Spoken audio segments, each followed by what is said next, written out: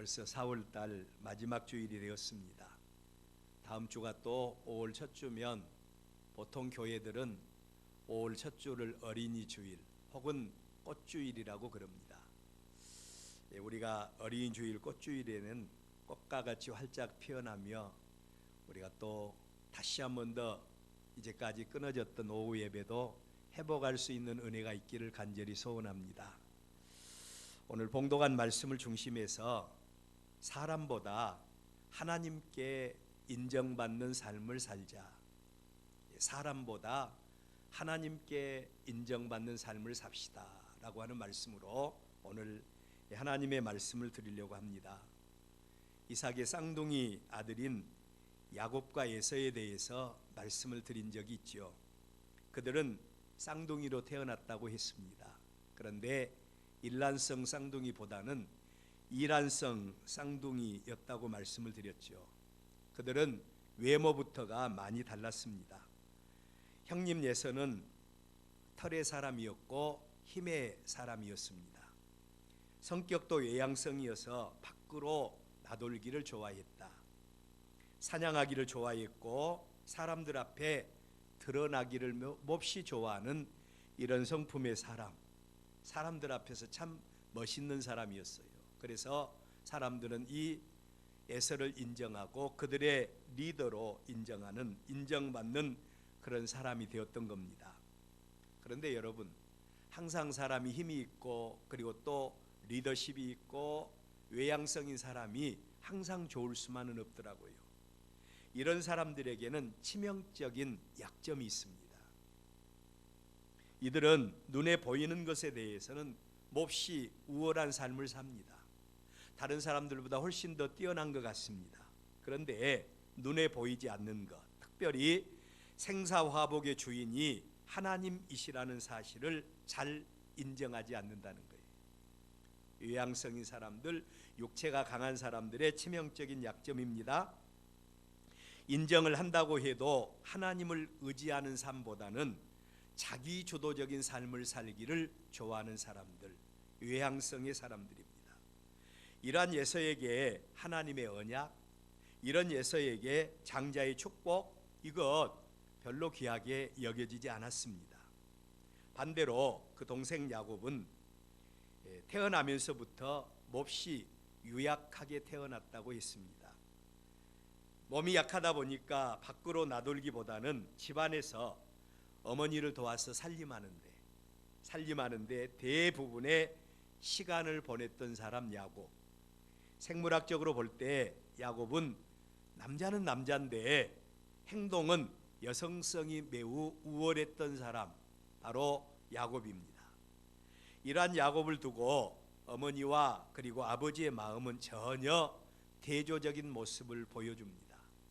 여러분, 자식에 대한 부모의 마음이 여기 이 야곱과 그리고 에서의 어머니 그리고 아버지를 통해서 아주 잘 묘사가 되어지고 있습니다.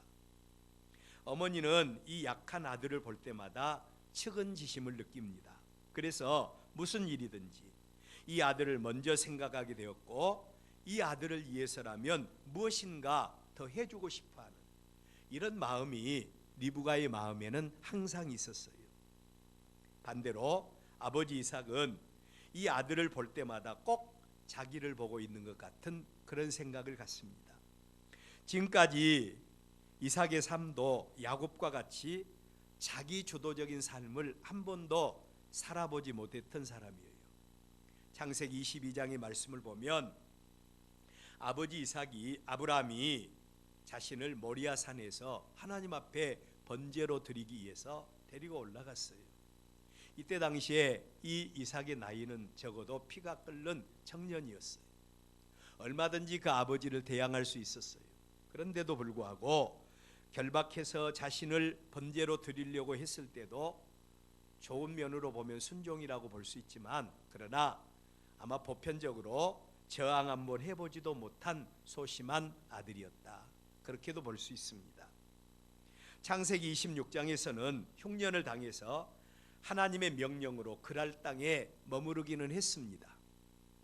그런데 그 땅에서 살아남기 위해서 자신의 아내를 누이 동생이라고 속이다가 아내마저 뺏길 위기에 처했던 남자, 그가 이삭입니다.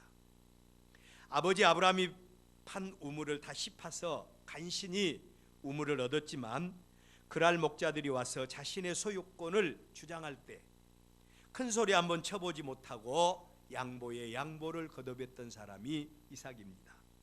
평생을 억눌림 당하고 소극적인 삶을 살아왔던 사람, 하나님의 은혜가 아니었으면 아무것도 할 수 없었던 사람, 그가 이삭입니다. 그런데 그 모습을 이 이삭이 누구에게서 보았는가 하니 야곱에서 보게 된 겁니다. 자기의 모습을 야곱에게서 봐요. 그 모습이 얼마나 싫었겠습니까? 그래서 이 이삭은 자신과는 정반대의 삶을 살고 있는 에서, 큰아들 에서가 더 대견하게 보이고 더 힘있게 보이고 믿음직스럽게 보였던 거예요. 그러나 여러분, 이 야곱에게는 남들이 가지지 못한 하나님을 향한 영성이 있었습니다. 남들이 갖지 못한 하나님을 향한 영성이 있었다. 그는 하나님의 존재 그리고 하나님의 언약의 말씀을 믿었을 뿐만 아니라 그 아버지를 비롯한 조상들을 통해서 언약된 하나님의 약속을 믿었던 사람, 야곱이에요. 믿음은 바라는 것들의 실상이라고 하지 않습니까? 야곱은 그 하나님의 언약과 그리고 조상들을 통해서 약속된 하나님의 축복을 간절히 사모합니다.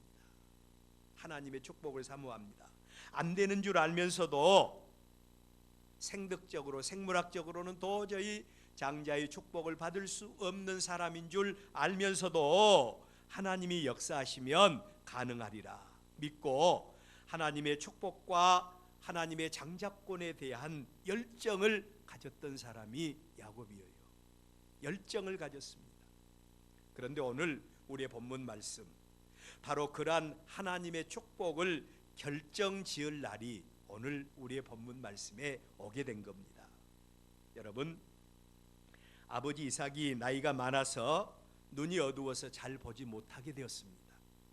그 아들 에서를 불러서 마음껏 장자에게 주어진 복을 남김없이 부어주리라고 생각하고 에서에게 그의 특기인 사냥을 해서 자신을 위해서 별미를 만들어 오면 먹고 마음이 기쁜 상태에서 내가 복을 선포해 주마, 내가 복을 빌어 주마, 이렇게 이삭이 그 아들 에서에게 말씀을 한 겁니다. 자, 여러분, 이 복이 누구에게로 돌아갈 것인가? 이 복이 누구에게로 돌아갈 것인가? 매우 중요한 부분 아니겠습니까? 인간적으로 에서는 아버지의 장자로서 생득적으로 장자의 축복을 받을 수 있는 모든 조건을 다 갖춘 사람이 바로 이 에서입니다. 그런데 복의 수혜자가 누굽니까? 복의 수혜자는 만군의 하나님 여호와이시고, 그리고 하나님께서 복을 주셔야 우리가 복을 받을 수 있지 않겠습니까? 분명히 이 복의 주인은 에서였고, 야곱은 형님에 비해서 아무런 유리한 조건이 전혀 없는 사람, 대세는 이미 기울여져 있다, 그렇게 볼 수가 있지요.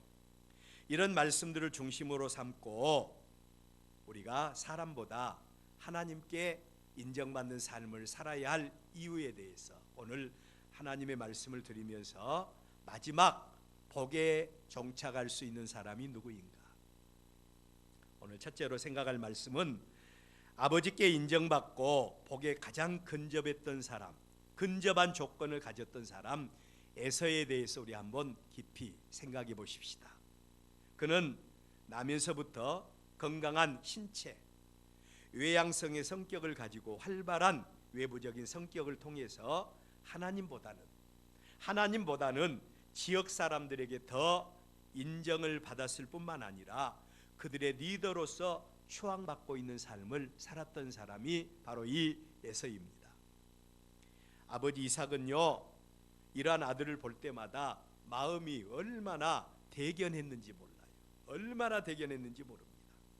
아버지 이삭에게 있어서 이 아들은 아버지가 가지고 있지 못한 것들, 아버지가 약점이라고 생각했던 모든 것들 다 가지고 있었던 아들이 바로 이 아들인 겁니다. 한마디로 이삭은 그 아들을 통해서 대리 만족을 느끼고 있었습니다. 여러분, 이 정도 아들이 아버지를 추월해서 아들이 아버지보다 훨씬 더 나은 삶을 산다고 한다면 이것 괜찮은 모습 아니겠습니까? 이러한 아버지에게 아들 에서는 최고의 아들입니다. 두 아들 가운데 믿음의 조상으로서 장자의 복을 빌어 주어야 한다면 당연히 이 이삭에게는 에서밖에 없었다는 사실을 우리는 알 수 있죠.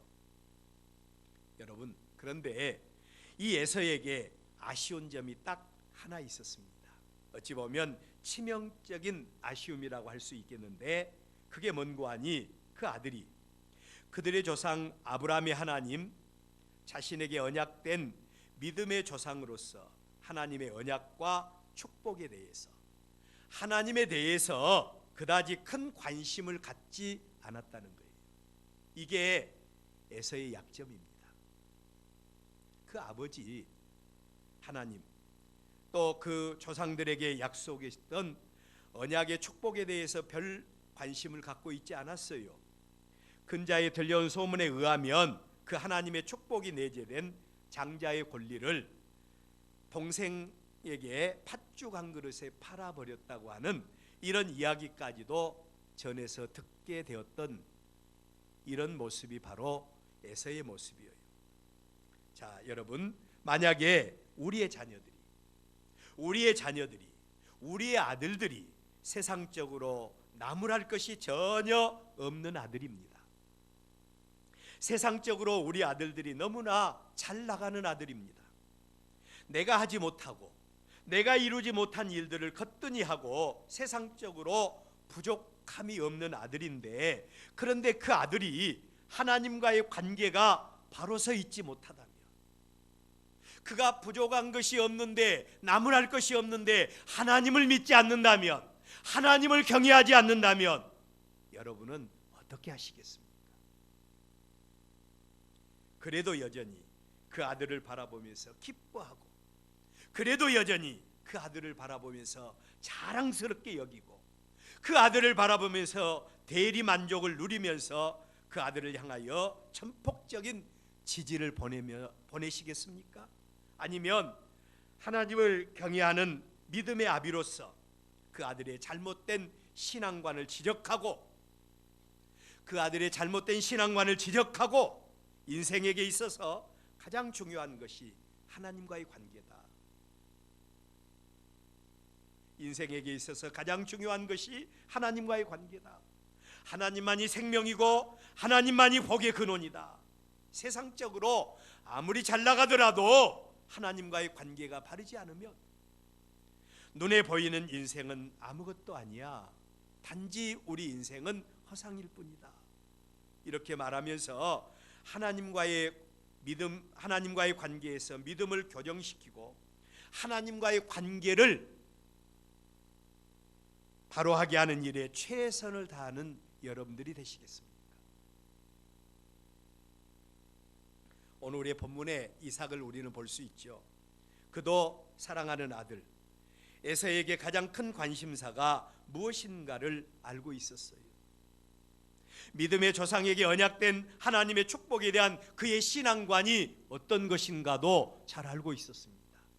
그런데 이 아버지 이삭에게는 그게 별로 중요하지 않은 겁니다. 그게 별로 중요하지 않았어요. 장자의 권리, 조상들에게 언약된 믿음의 축복권을 그냥 내가 내 아들에게 이양해 주면 되는 것이지, 이런 마음을 가지고 있었어요. 여러분, 혹시 우리들 가운데도 이런 마음이 있는 이런 성도들이 계신지 모르겠습니다. 아버지의 이러한 마음을 또 에서도 잘 알고 있었어요. 그래서 그는 눈에 보이지 않고 손에 잡히지 않는 하나님보다도 아버지의 마음만 사면, 축복의 권리가 아버지에게 있으니까 아버지의 마음만 사면 된다고 생각하고, 아버지의 마음을 사는데 더 큰 비중을 두었던 아들이 이삭입니다. 에서입니다. 그는 이미 그의 아버지가 자신을 사랑하고 자신은 또 아버지의 장자로 태어났으며 이 사실을 세상에 누구도 부인할 수 없는 사실이고 자신의 장자권은 이미 따놓은 당상이라고 생각을 하게 된 겁니다. 그래서 오늘 우리의 본문에서 이삭도 그 아들 에서를 불러서 내가 언제 죽을지 알 수 없다. 그러니 너는 너희 특기인 사냥을 해서 내가 즐기는 별미를 만들어서 내게로 가져와서 먹게 해라. 내가 죽기 전에 내 마음껏 너희에게 복을 빌어주마. 약속하는 모습을 볼 수 있지 않아요? 이때까지만 해도 하나님의 복이 누구의 것이라고 생각되어집니까? 적어도 이때까지만 해도 장자의 권리, 하나님의 축복이 에서의 것이라고 생각하지 않을 수 있는 사람은 아무도 없었을 거예요. 당연히 이 축복의 권리는 에서에게 있었습니다. 그런데 두 번째로 복의 주인이 누구라고 했어요? 하나님이시지 않습니까? 복의 주인은 하나님이시고요, 그 복은 하나님이 원하시는 자에게 주시는 줄로 믿으시기를 바랍니다. 하나님이 원하시는 자에게 그 복을 주세요. 힘의 논리로 보나 움직일 수 없는 세상의 원리로 보나 아버지의 사랑이나 모든 축복의 우선권이 에서를 중심으로 이루어지고 있는 모습을 지금 우리는 눈앞의 현실을 통해서 보고 있어요. 우리도 생각하기를 이 정도 되면, 아무리 하나님이라고 해도 그렇지, 이 정도 되면 이삭의 장자의 권리는 당연히 에서의 것이 되었다고 단정할 수밖에 없는 이런 상황입니다. 그런데 뜻밖의 문제가 생겼어요. 이삭은 아들 에서에게 편협한 사랑을 가지고 있었고 자신의 축복권을 마음껏 이양하고 싶었지만 하나님은 이미 아니라고 하신 겁니다. 복의 주인이신 하나님께서 아니라고 하세요. 창세기 25장 23절 이하의 말씀을 보면 그 아들이 태어나기 전부터 어머니의 태중에 있을 때 그들에게 이르시되, 하나님이 뭐라고 말씀하시는 거 아니? 두 국민이 네 태중에 있다. 두 민족이 네 복중에서부터 나누일 것이다. 이 민족이 저 족속보다 강하겠고 큰 자가 어린 자를 섬길 것이다. 하나님이 이미 복의 주인이 누구인가에 대해서 하나님께서는 이미 마음을 가지고 계셨어요. 아비 이삭의 장자권이 큰아들, 모든 면에서 탁월한 에서에게로 돌아갈 것이라는 사실에 이의를 제기할 수 있는 사람이 아무도 없었습니다. 그리고 그 아버지도 그 아들을 지명해서 사냥해라, 별미를 만들어 가지고 오라, 내가 남김없는 복을 부어줄 것이라고 했는데, 그런데 복의 주인이신 하나님은 에서의 마음을 이미 읽고 계셨어요. 그리고 그의 장자권을 작은 자 야곱에게 줄 것이라고 말씀을 하신 겁니다. 여러분, 에서에 비해서 야곱은 우월성을 가지고 있는 게 아무도 없어요. 힘으로도 보나 아버지의 사랑으로도 보나 사람들의 인식으로도 보나, 뭐가 아버지의 사랑을, 그가 아버지를 통해서 이양될 수 있는 그 하나님의 복을 받을 수 있는 근거가 전혀 없다는 것입니다. 그래도 하나님은 그렇게 하시겠다는 거예요. 여기서 우리는 우리의 자녀 교육의 중심추를 어디다 두어야 할 것인가를 우리는 배워야 합니다. 우리의 자녀들의 교육, 우리의 자녀들을 교육시킬 때 그 중심추를 어디다 두어야 할 것인가. 자녀들로 하여금 우리는 사람에게 인정받게 하는 이런 일들에 대해서 우리는 노심초사 하면서 우리의 자녀들을 교육시키겠습니까?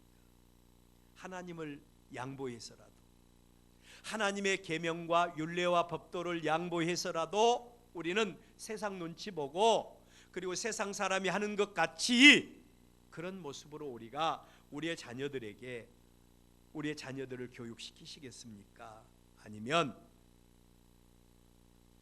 우리의 생사화복의 주인이 하나님께 있는 줄로 믿고, 그리고 오직 하나님 중심으로 하나님의 언약의 말씀을 의지해서 우리의 자녀들을 양육을 시키겠습니까? 하나님이 노하시면 사람은 절대로 아니요 할 수 없다는 사실을 여러분 기억하시기를 바랍니다. 하나님이 노하시는 현장에서 두 번째로 일어난 일을 봅시다. 어떤 일이 일어났습니까? 상상할 수 없는 일이 일어납니다. 이삭의 아내인 리브가가 이삭이 그의 아들 에서에게 한 말을 문 밖에서 다 들었어요. 그리고 이 어미의 마음속에 측은지심이 발동하게 된 겁니다. 이 측은지심이 발동을 해서 아야, 이 축복이, 이 복이, 그 복이 없어도 살아갈 수 있는 이 에서에게 주어진다면 내 아들 야곱은 어떠지?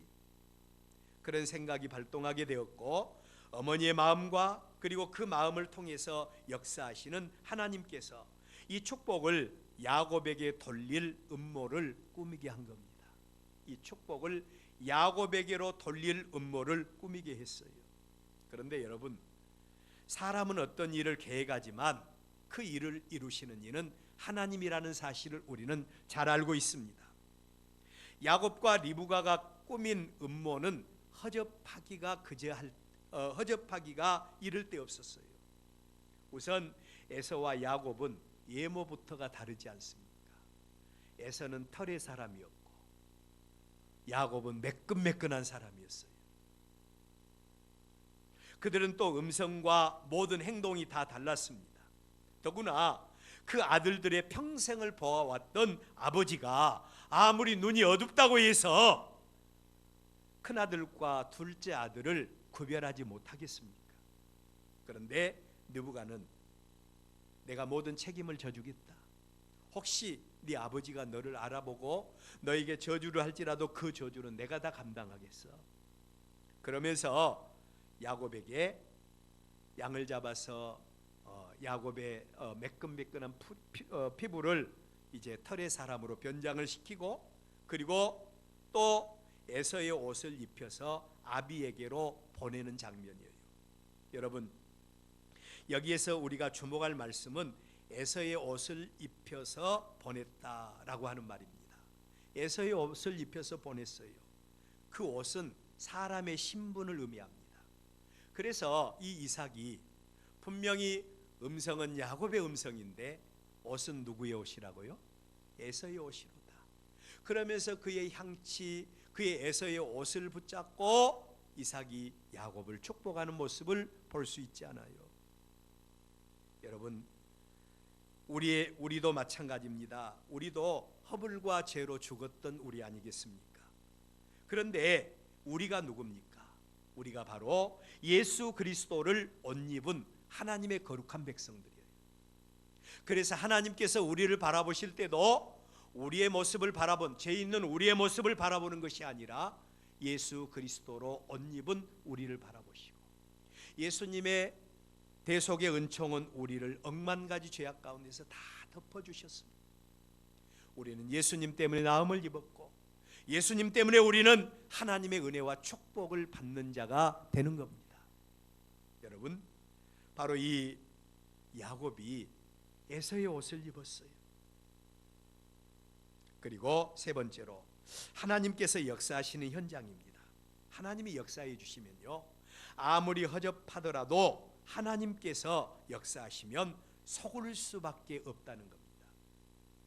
저는 성경에서 이러한 부분들에 대해서 한번 도대체 사람들이 하나님이 역사하심으로 속은 부분이 어디가 있는가 한번 찾아봤어요. 그랬더니 열왕기서에 보면 이스라엘의 아합 왕이 하나님 앞에 범죄하지 않아요. 어떤 이스라엘 왕보다 더 하나님의 영광에서 떠나 있습니다.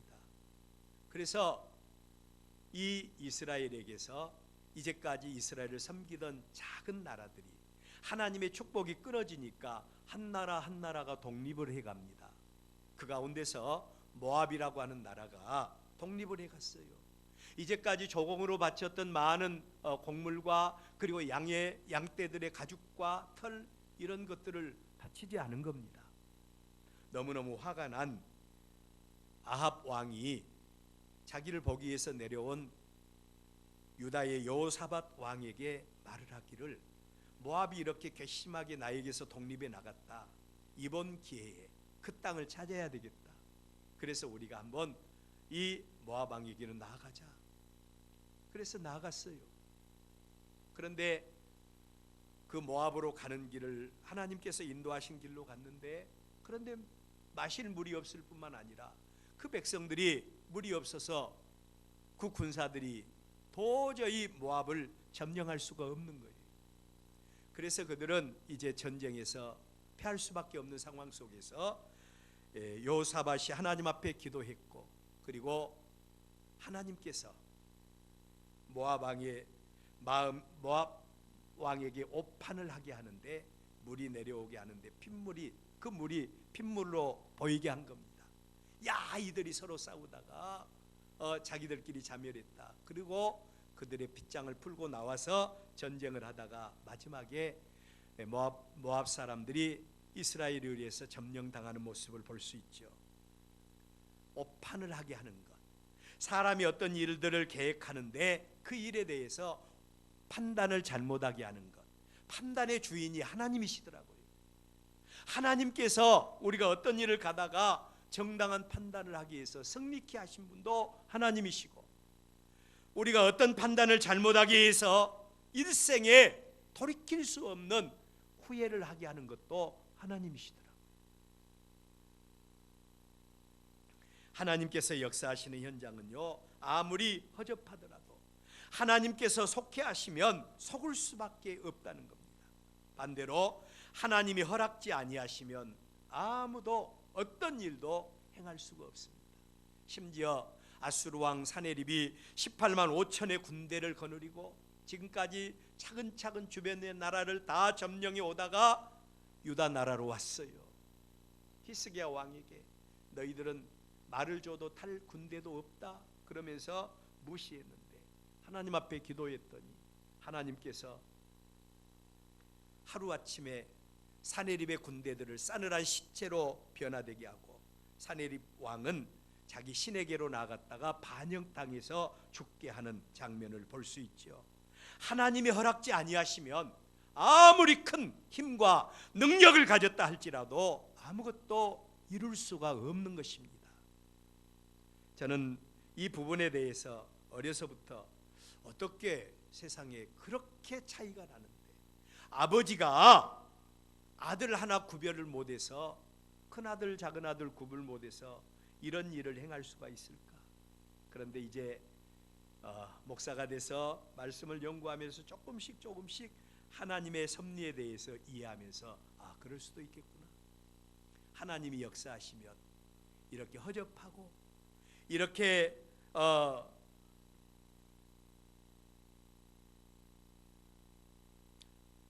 허점이 많이 보인다 할지라도 하나님께서 역사하시면 능치 못할 일이 없겠구나, 이런 사실들을 알게 되었습니다. 사랑하는 여러분, 복의 주인이 하나님이십니다. 마지막 세 번째로, 하나님보다 사람에게 인정받으려고 했던 사람들의 마지막 결론입니다. 하나님보다도 사람에게 인정받으려고 했던 사람들의 마지막 삶의 결론이에요. 우리 한번 따라서 해볼까요? 하나님의 축복을 빼앗길 뿐만 아니라 통곡하는 날이 있을 것이다. 그렇습니다. 사람에게 잘 보이려고 하고 사람에게 인정받으려고 했던 사람들의 마지막 삶의 결론이 하나님의 축복을 빼앗길 뿐만 아니라 통곡할 날이 있을 것이라고 하는 말씀이에요. 성경학자들은요, 이 부분에 대한 해석을 종말의 사건과 연결을 시켜서 해석을 합니다. 우리가 이 땅을 살아가면서 우리가 얼마나 하나님과 사람들과의 사이에서 우리가 누구를 따를 것인가, 우리가 세상을 따를 것인가, 아니면 하나님의 말씀대로 순종할 것인가, 우리는 삶의 갈등 속에서 세상을 살 수밖에 없죠. 그런데 사람에게 보이려고 하고 그리고 세상에 적을 두고 살던 사람들, 이런 사람들이요, 마지막 종말의 때, 하나님의 때가 되고 세상 끝날이 되어서 하나님 앞에 나갔을 때 이들의 모습이 어떤 모습일 것인가 선명하게 보여주는 말씀으로 애통하며 통곡하며 후회함이 있을 것이다. 사람 앞에서 사는 사람들, 하나님 중심이 아니라 사람 중심에 사는 사람들에게, 삶을 사는 사람들에게 마지막 결론적인 그들의 삶의 모습이 애통하며 통곡하며 후회함이 있을 것이라는 말씀입니다. 전도서 3장 1절 이하에서 전도서 기자는 범사에 기한이 있고 천하만사가 다 때가 있다고 말합니다.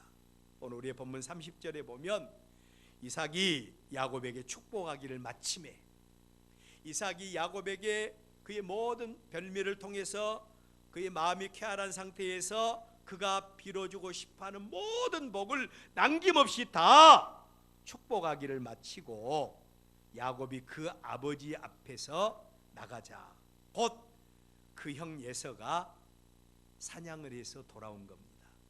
복은 이미 다 지나가 버렸는데 다 끝나버린 상태에서 그때서야 이삭이 에서가 사냥한 고기를 가지고 돌아왔습니다. 여기에서 우리는 하나님의 시간표를 읽을 수 있습니다. 정확하게 야곱에게 남김없는 축복을 부어준 다음에 이 에서가 도착하게 하시는 하나님의 시간표입니다. 그리고 전후 사실을 다 확인한 에서의 모습을 보십시오. 자신에게 당연히 돌아오리라고 생각했던 장자의 축복이 야곱에게로 옮겨가 버린 모습을 보면서 34절 그 소리를 듣고 소리 질러 슬피 울었더라. 소리를 지르며 슬피 울었다. 이 말의 원문의 의미는요, 그가 우는 소리가 어떤 소리인가 하니 방성대고겠다. 방성대고겠다. 또 말할 수 없는 고통으로 천둥이 울리는 것 같이 크게 울었다. 천둥이 울리는 것 같이 얼마나 후회가 됐으면, 얼마나 분했으면, 얼마나 슬펐으면, 얼마나 안타까웠으면 방성되고 가고 천둥이 울리는 것 같이 그렇게 크게 울 수가 있습니까? 여러분, 이 말을 또 학자들은 뭐라고 말하는 거 아니? 우리가 일생 다 마친 다음에, 우리가 세상 끝날에 이 우리의 나그네 인생 마친 다음에 우리가 하나님 앞에 가서 심판받고 그리고 지옥의 고통 가운데 떨어진 그 순간에 그들이 당하는 고통으로 이 모습을 우리에게 그려주고 있는데요, 우리가 지옥의 고통을 받는 그 순간에 우리도 방성되고 가며 후회하며 통곡하며 울 것이다. 그 소리가 얼마나 크든지 천둥이 우는 것 같이 하나님 앞에서 그런 울음을 통해서 우리가 지옥의 권세 가운데 떨어진 모습 가운데서 이런 후회가 있을 것으로 이렇게 성경학자들은 해석을 하고 있어요. 여러분, 하나님 앞에 선 자가 아니라 사람들 앞에 인정받기를 원하는 자의 최후의 모습이 바로 그런 모습이 될 것이라는 말씀입니다. 여러분, 결론의 말씀을 드리겠습니다.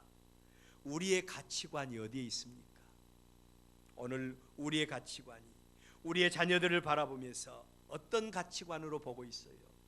나보다 더 잘난 자식, 나보다 더 잘 나가는 자식, 그리고 또 자식들을 바라보면서 세상 가운데 살아가는 모습을 바라보며 대견하다고 생각하면서 그 모습만 바라보며 잘한다, 내가 너 때문에 기쁘다. 물론 이런 자녀들이 하나님의 은혜 가운데서 다 세상을 누리면서 이런 자녀들로 성장해야 되겠지요. 그렇지만 그 자녀들이 우리와 하나님과의 사이에서 가장 큰 본질인 믿음의 복, 하나님 앞에 드러나기를 원하는 삶의 가치관을 잊어버렸을 때 그들의 삶을 여러분들 우리는 어떻게 두고 볼 수 있습니까? 그들의 삶을 교정해 주면서 아들아, 사랑하는 딸아, 내가 너를 위해서 기도하고 있어. 물론 너가 세상에서 잘 나가는 것 좋지만 그러나 더 중요한 것은 하나님이 너에게 복을 부어 주셔야 돼. 하나님이 복의 주인이셔. 하나님께서 은혜 주셔야 돼. 이런 삶의 가치관을 우리가 사랑하는 자녀들에게 우리가 남겨줘야 되지 않겠습니까? 사람 앞에서는 조금 부족해도 하나님 앞에 바로 서서 하나님 앞에 인정받는 믿음의 가치관을 갖는 이런 자녀들로 우리가 성장시켜야 되지 않겠습니까? 오늘 우리는 우리의 본문 말씀을 통해서 하나님 앞에서 드러나게 할 것인가, 사람 앞에서 드러나게 할 것인가, 우리의 가치관을 다시 한 번 더 교정하면서 내 믿음도 하나님 앞에서 바로 서서 하나님 앞에 서는 그날에 우리에게 하나님의 축복이, 하나님의 완성된 구원이 있는 그 자리에서 하나님의 은혜와 축복이, 구원이 우리의 것이 되시기를 주의 이름으로 축원합니다.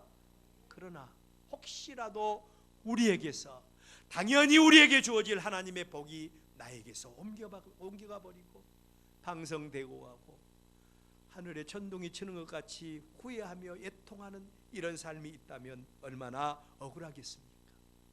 우리 한 사람 한 사람이 하나님의 축복의 주인공이 되어서 하나님 앞에 영광을 돌리며 우리의 가문이 믿음의 가문으로 하나님의 은혜와 축복이 자자손손 우리의 사랑한 자손들에게 임하는 복된 은혜가 우리 모두에게 있기를 주의 이름으로 축복합니다. 기도하겠습니다. 할렐루야. 하나님 아버지,